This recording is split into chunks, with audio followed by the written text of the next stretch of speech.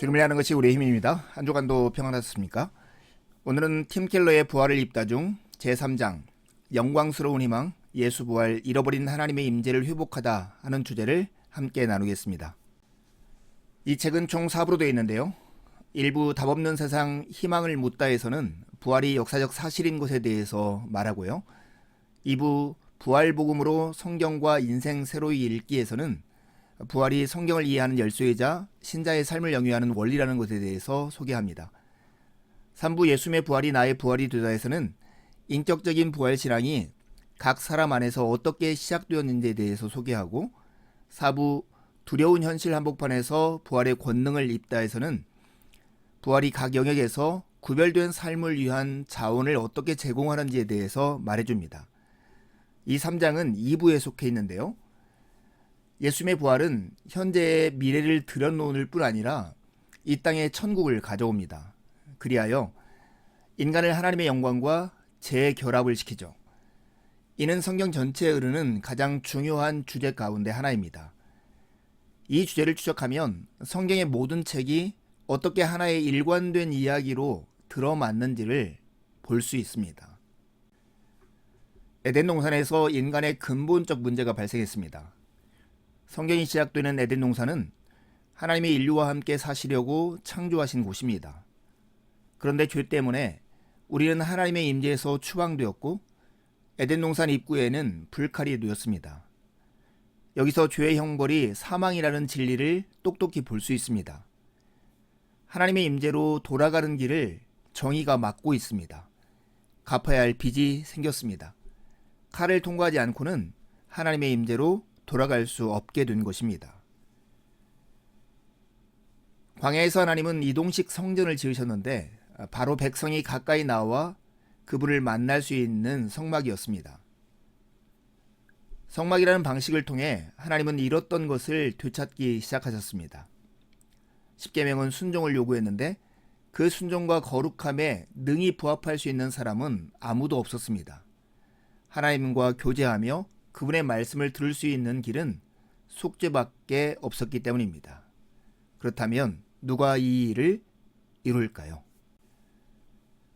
예수 그리스도는 하나님의 임재를 회복하기 위해 이 땅에 오셨습니다. 예수 그리스도는 육신이 되어 우리 가운데 장막을 치셨고 그리하여 우리는 그분의 영광을 보았습니다.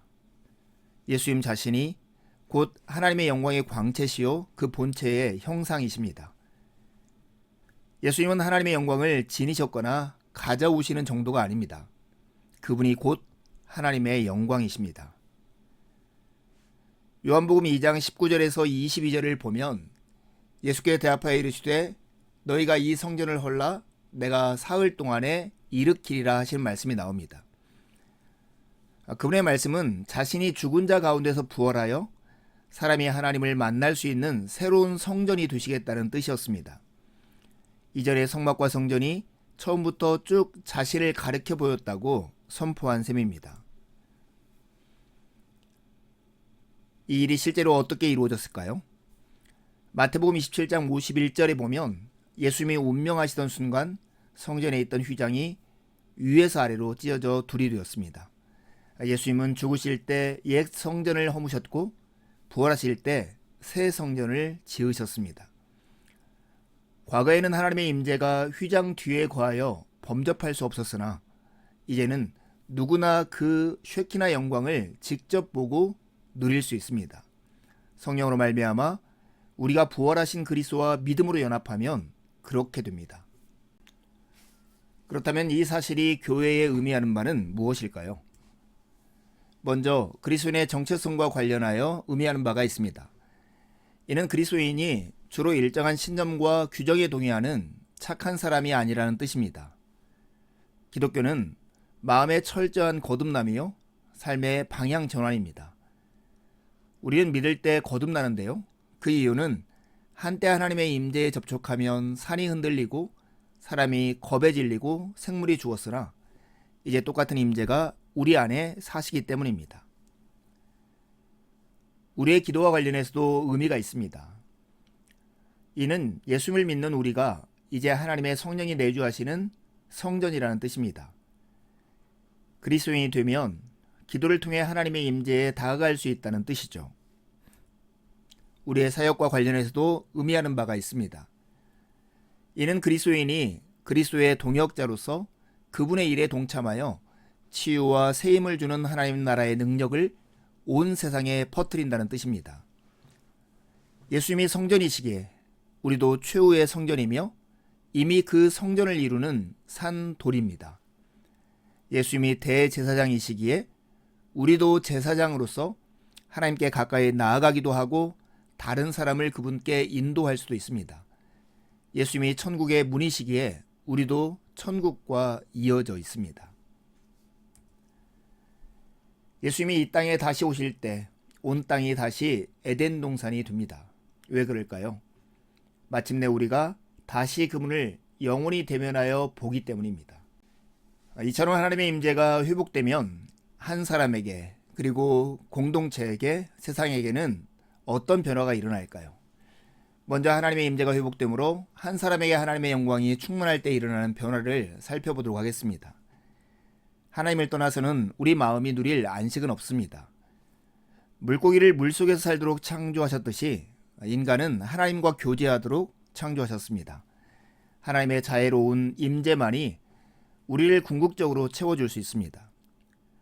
그런데 인류가 하나님을 등진 뒤로 우리는 지음받은 목적인 바로 그것을 잃었습니다. 우리는 사랑과 아름다움을 갈망하도록 지음받았고 지금도 그것을 갈망합니다. 그러나 하나님을 떠나서는 초라한 대용품밖에 얻을 수 없고 거기에는 우리 마음이 누릴 안식이 없습니다. 여기에 최고의 모순이 생겨나는 거죠. 인간에게 닥칠 수 있는 최악의 재난은 주의 얼굴과 그의 힘의 영광을 떠나는 것입니다. 이제는 우리가 지음받은 목적인 바로 그것이 우리의 죽음을 부르는 것이죠. 죄 때문에 우리는 정작 우리에게 가장 필요한 하나님의 임재와 영광을 가장 두려워하고 피하게 된 것입니다. 성경에 따르면 이것이 인간의 실상입니다. 그런데 부활하신 그리스도로 말미암아 하나님의 임재가 회복됨으로 말미암아 한 개인에게 경이로운 실제가 이루어졌습니다.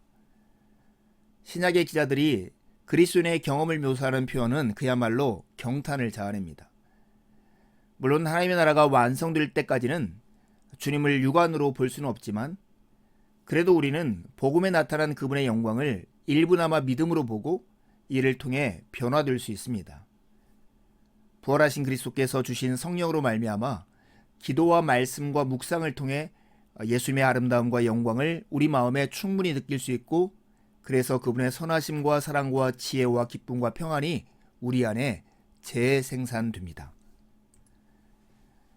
모세가 불붙은 떨기나무 속에서 보았던 영광스러운 하나님의 임재의 불이 종말의 세상을 새롭게 할 터인데 그 불이 이미 우리 안에 들어와 있는 것입니다. 오순절날 각 제자의 머리 위에 임했던 불이 이것을 상징합니다. 그리스도인 각자는 이제 불붙은 작은 떨기나무요 새로운 피조물로서 믿음으로 그리스도의 영광을 보면서 그분의 형상으로 변화되어 갑니다. 하나님의 임재가 회복되므로 공동체 하나님의 영광이 충만할 때는 어떤 변화가 일어날까요? 우리의 시민권은 하늘에 있습니다. 성경은 그리스도인 개개인을 성령으로 충만한 성전으로 볼 뿐 아니라 전체 교회도 하나님의 성전으로 봅니다. 너희도 산 돌같이 신령한 집으로 세워지고 원문에 현재 진행형이 쓰여 산 돌인 그리스도인 개개인이 그리스도의 임재를 중심으로 하나의 공동체로 함께 지어져가는 중임을 우리에게 보여줍니다. 이 공동체 한가운데에 내세의 능력이 있는데 이 문구는 천국이 지상에 있을 뿐 아니라 미래가 현재 속으로 들어왔다는 뜻입니다. 빌립보서 3장 20절에 보면 그러나 우리의 시민권은 하늘에 있는지라 거기로부터 구원하는 자 곧 주 예수 그리스도를 기다리노니 이렇게 말씀합니다. 여기서 말하는 시민권이라고 번역한 원어 폴리테오마는 연방이나 식민지로 번역하는 것이 더 좋습니다.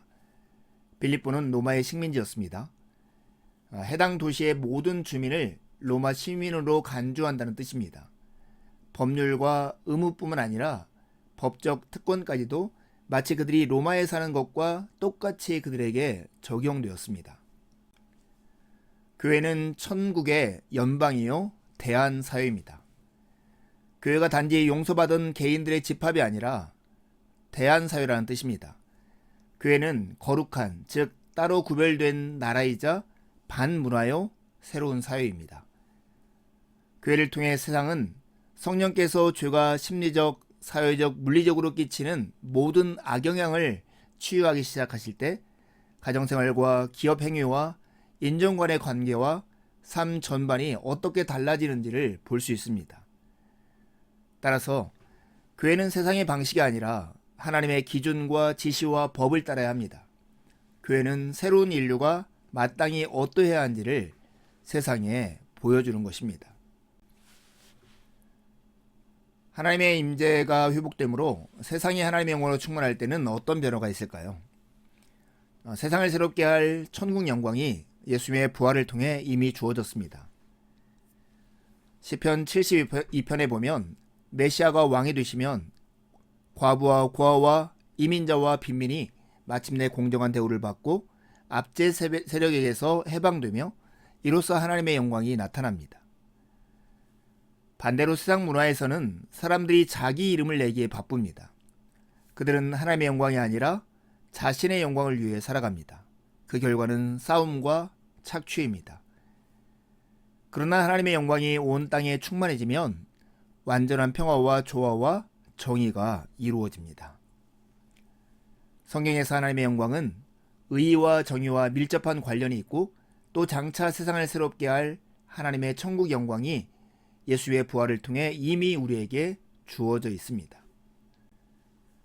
예수님의 죽음과 부활이 오직 개인의 죄사함만 보장하고 사후에 천국에 갈 길만 열어준다고 해도 여전히 놀라운 진리일 것입니다. 하지만 그보다 엄청나게 깊은 의미가 있습니다.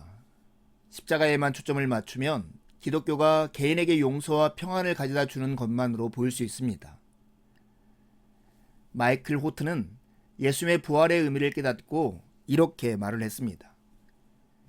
그리스도는 새로운 창조 세계의 시작, 곧 첫 열매이셨고 믿음으로 그분과 연합하면 그분께 벌어진 모든 일이 내게도 이미 벌어졌고 지금 벌어지는 중이며 장차 벌어질 것이다.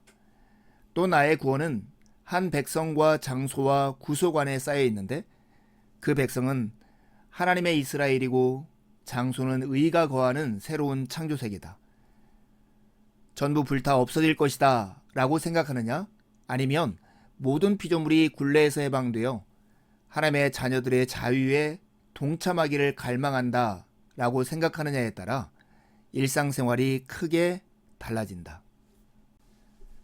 요한복음 1장 51절에 보면 예수님께서 나다나엘에게 하신 말씀이 나옵니다.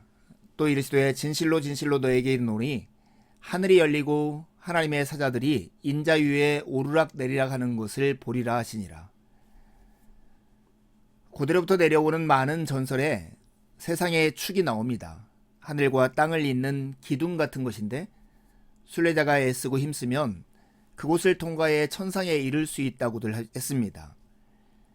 만일 예수님이 내가 너에게 천국으로 난 문을 보여줄 수 있다. 하늘과 땅을 잇는 길을 보여줄 수 있다 라고 하셨다면 자신이 예언자라고 주장한 셈이 될 것입니다. 그러나 예수님은 내가 곧 세상의 축이다. 하늘과 땅이 내 위에서 만난다. 바로 나의 삶과 죽음과 부활을 통해 영광의 영께서 세상과 너희 삶 속에 오실 것이다 라고 말씀하셨습니다. 예수님은 하나님의 사닥다리이십니다. C.S. 루이스는 우리의 위대하신 대장께서 세상의 삭막한 담장에 틈을 내셨다라고 썼습니다. 그분은 우리와 하나님을 갈라놓는 난공불락의 장벽에 구멍을 내놓으셨습니다. 그래서 이제 우리 모두에게도 무한한 희망이 있습니다. 우리도 다 야곱이고 아무래도 삶이 망하게 되었으며 베개라고는 돌밖에 없지만 말입니다. 그런 우리도 삶에서 하나님의 영광과 능력을 누릴 수 있게 되었습니다. 어떻게요? 부활하신 예수 그리스도 때문에 그렇습니다. 이제 두 가지 질문을 하고 마치려 합니다. 예수님께서 하나님의 임재를 회복하셨다는 이 사실이 교회에 의미하는 바는 무엇일까요? 두 번째 질문입니다. 예수님은 우리와 하나님을 갈아놓은 난공불락의 장벽에 구멍을 내놓으셨습니다. 이것이 당신의 삶에 어떤 변화를 가져왔습니까? 남은 한 주도 주님을 의지해 살고 복된 주일에 함께 만나 기쁨으로 우리 하나님을 예배하시죠. 감사합니다.